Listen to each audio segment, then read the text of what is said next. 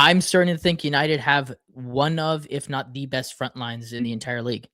And I think they're starting to prove that week over week now. I'll let you guys kind of take reign now over this kind of conversation because I want to hear it from opponents' perspective. And then we can, I'll say some stats that kind of are leading me to this idea. What were we including in your guys' forward line? The guys that should be, or the entire forward line, which would be Mbeumo, Dorgu, Ahmed, Cunha, Sesko. Right. And then who are we but like we're comparing that to Bruno? like to the right. a So Højlund, it's just like, Doku, let's just, Foden. sure, Cherokee. Like, I'm just thinking forwards, attackers. Now Semenyo. Attackers. Yeah, like, we'll tack on Bruno's and Reinders to those, like that conversation. I think it's totally fair to say that they're one of the best in the league, but then I just lifted off the players on my team, and I can't say that it's better. I think we could definitely argue for hours on it, but I think they sit at the same table as some of the stats. best attacks in the league. Yeah. You know what I mean? Like there's definitely, they belong in the conversation. And I also think a big part of it that makes it stand out is how much you've upgraded just in the past year. Like you had Xerxes up front and now you have Gunman up front. Like it's night and day difference. I mean, I'm seeing Garnacho now, right? And now you have a guy like Cunha and Mbeumo.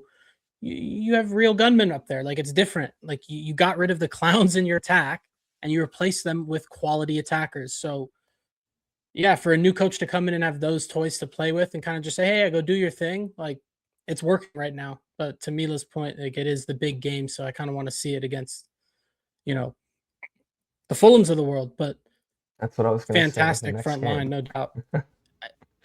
So the stat that I have is in the games that they've been healthy. So the 2 before AFCON and then the 2 after AFCON, United have scored 13 goals in 4 games with those guys involved. And that's the best across the entire league during that stretch. Like they did it against the Burnleys and the Wolves of the world, and they did it against the City and the Arsenals of the world. So they're doing it against both of those fronts now, and they've done it under 2 different managers, which I think just states is more of a sentiment on the quality of the players themselves, right? And the versatility of said players. Like Mbeumo, to be labeled as a right winger, right 10, and then to be playing a striker position and to have back-to-back games with goals up top, right? That's versatility in itself against the team. He played up top last year, no, with Wissa?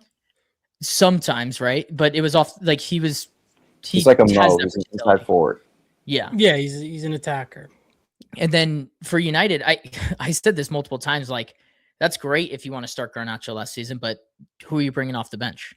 Who's going to be that impact sub? Like Matheus Cunha being your impact sub, that's one of the best impact subs in the entire league.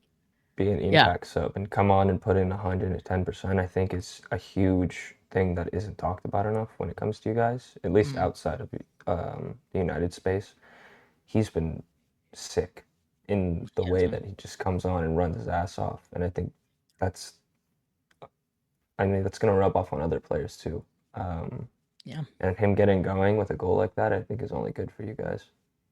Yeah, the idea that he could be your spark against tired legs it's ridiculous. Like, where does Mason Mount carry get the ball past everyone? When does he doesn't? Yeah, where does he fit in? He doesn't. But that was the same thing that we talked about last season. He didn't fit last season because he was never healthy. So United need to move off him. Right? Is he hurt now though? Because he's playing on the bench. Decent footy. So he could also just adjust the expectation of minutes. I guess that's fair. Like his fit now is where Cunha comes in. And Cunha they don't even have cup games. He's not going to play. Yeah. I think that he will get minutes, but I don't think it comes against City and Arsenal and Liverpool and the big clubs. I think it comes against teams like the bottom half where Arsenal, you're not going to start Cunha against Arsenal because you need to play off the back foot. United are going to have to play off the back foot. I expect Cunha to start some games here. Like Dorgu is a great vertical athlete. Like when you don't have those vertical spaces, you're probably better off playing a guy like Cunha or Mount in those spaces, right? So I think this just kind of goes to my point of versatility. Like I think United have an option to do that on all fronts. Like you want to throw Cunha in the 9, they can do that. You want to throw Sesko up there to be the target man, You can do that. You want to play Dorgu on the wing? Sure. Or Ahmed on the wing? It works. Like, they've just got so much fluidity. And honestly, in terms of this matchup that we just watched, like, that was the difference.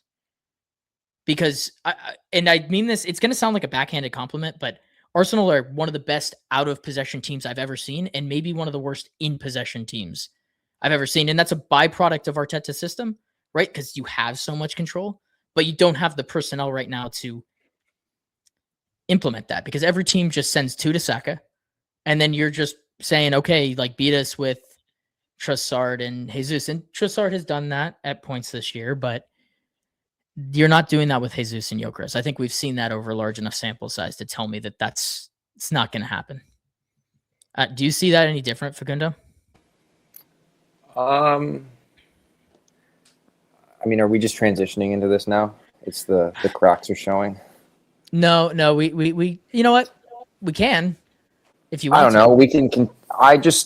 I see where you're coming from. I think my biggest issue is we don't move the ball fast enough. Just to keep it short, I just think you can play the side to side. It's just got to be a little bit quicker. And I think the league's evolved over the last couple of years where, like, having control is fine, but the way teams play nowadays with just 10 men in the box, like, you can't just be stagnant. You're going to have to take some risks. And right now, I think we talk about it after this game. I don't necessarily think that's a problem, because when they turn it on, they've shown they can do it. It's just you haven't been champions yet, so I don't think you can pick and choose when you turn it on. You kind of just have to be as consistent as possible throughout the year. But I'll get into some of this stuff later. Yeah.